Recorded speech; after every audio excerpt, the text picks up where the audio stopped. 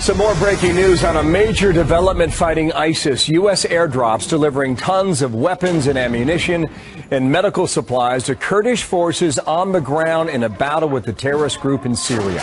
National security correspondent Jennifer Griffin's live from the Pentagon. Why now? Jennifer, good morning. Good morning, Bill. Well, the fight for Kobani has been going on for weeks, but it took a turn a week ago when a senior State Department official, Daniel Rubinstein, met with a Syrian Kurdish representative in Paris.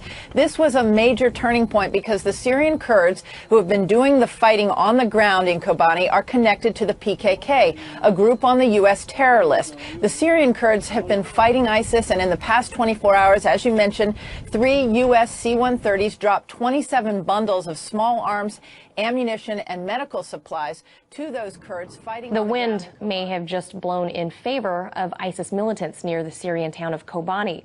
In an unconfirmed YouTube video, ISIS fighters appear to be in possession of U.S. supplies and weapons intended for Kurdish allies. هذه بعض الأسلحة العسكرية التي ألقتها القوات الأمريكية للأحزاب اليابجية واليابكية.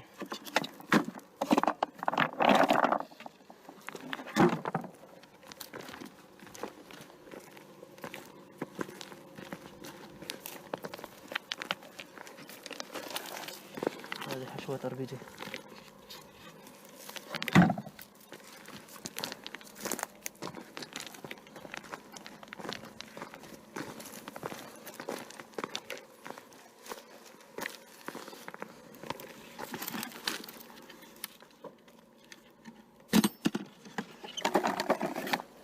هذه القنابل التي ألقتها قوات أمريكية الأحزاب الكردية.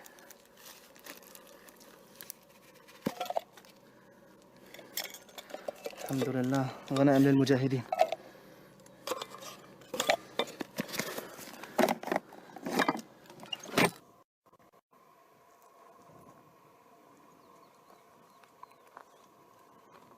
Fox News, Sunni insurgents probably have a hold of American-made Stinger missiles and a lot of other weapons after taking over Iraqi military bases.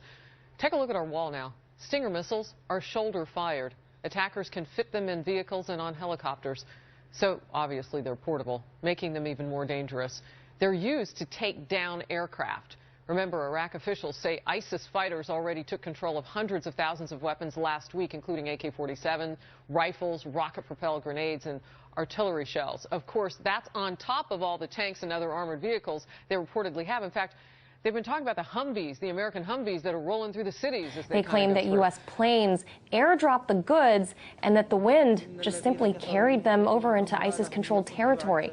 In the propaganda video, a masked man displays what they call spoils of war, ranging from American hand grenades to small rocket rounds and other supplies that could be used against the Kurdish forces along the border city. Now, the U.S. dropped 28 bundles of arms and medical supplies to help Kurdish fighters and civilians on Monday. The insurgents in Iraq have their hands on upwards of 40 or potentially upwards of 40,000 pieces of weaponry that we left behind on Iraq military bases. How difficult is it to use some of the things that we've been showing people in the video? Those tanks, for instance, those Abrams tanks. Do they have like a user manual that's pretty easy to figure out? Well, first I must correct myself. It's 400,000 pieces of gear have been taken, so not 40,000. So that's even a larger amount. Second of all, we have to remember that some of the people that are part of ISIS have probably already been trained in the Iraqi army. Some of the Sunni people who have joined up may already be trained with some of the tanks, and they also have the Syrians that have also defected potentially from their own armies. So I guarantee there's people who have operated tanks that are within this. And again, it's not rocket science here. So you get in there and you can start figuring it out. They might tear up a few gears, but they'll figure it out. Wow. Okay, let's move on to what potentially they have. Any air power? Well, we're hoping that they don't have Kiowa helicopters. We did provide Kiowa helicopters to the Iraq government, OH-48s, and what we're looking at is that these are primarily a reconnaissance helicopter. However, they can be armed. Again, we kind of go back to, can they fly them? If we have Syrian people who have defected from the Syrian forces, yes, they could potentially have pilots. Pilots haven't been known to defect from Syria in the past. So if you have an armored helicopter that is capable of flying and shooting, we are again at another disadvantage. The Iraqi army is really going to be at a disadvantage if they have that equipment.